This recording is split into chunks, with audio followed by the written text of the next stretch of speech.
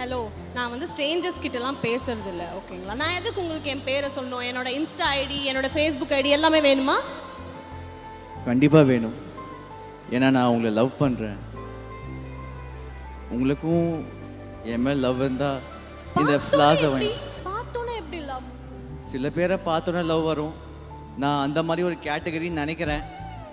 அப்படிதானங்க? ஆமாங்க.